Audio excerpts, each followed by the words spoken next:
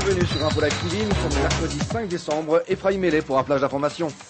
Le président des États-Unis, George Bush, se rendra en visite officielle en Israël dans un mois, le 9 janvier 2008, pour sa première visite officielle en Terre Sainte depuis son élection au poste de président l'an 2000. À l'occasion de sa visite, le président américain s'entretiendra avec son homologue israélien, Ehud Olmert, de la menace iranienne et des avancées du processus de paix à la suite de la conférence d'Annapolis. La dernière visite de George Bush en Israël remonte à 1998, à l'époque où il était encore gouverneur du Texas. Israël va lancer une vaste campagne diplomatique destinée à encourager les pays membres du Conseil de sécurité de l'ONU à prendre des sanctions plus sévères contre le régime iranien dans sa course à l'arme nucléaire.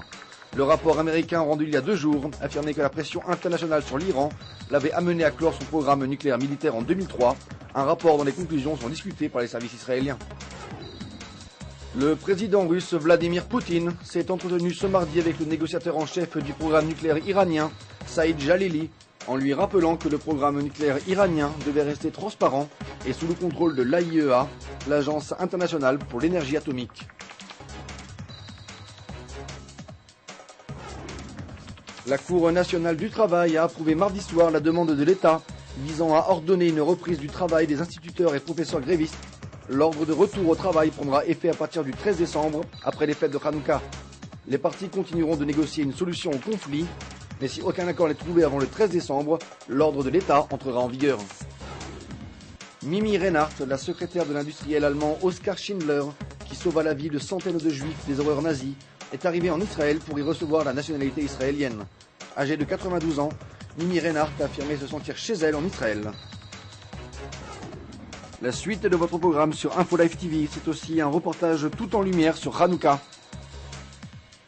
Retrouvez aussi un reportage sur l'actualité d'aujourd'hui en Iran et au Venezuela. Merci de nous avoir suivis sur Info Live TV. Hanouka Sameach.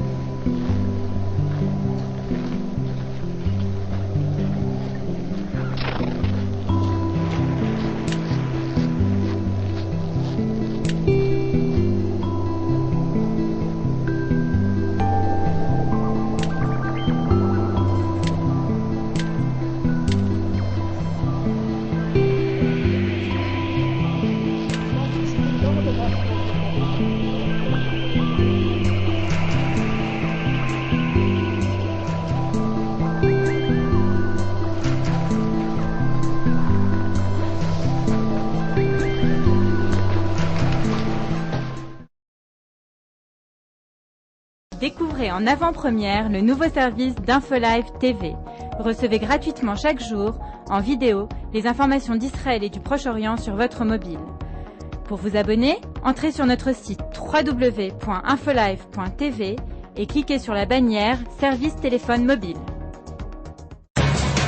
Aujourd'hui, le monde entier parle d'Israël.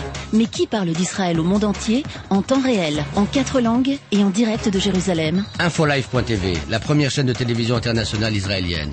24 heures sur 24, 7 jours sur 7, suivez de l'intérieur l'actualité d'Israël et du Moyen-Orient.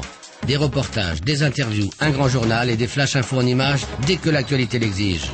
Infolive.tv, votre regard direct et vrai sur l'actualité d'Israël. Retrouvez Infolive sur internet www.infolive.tv.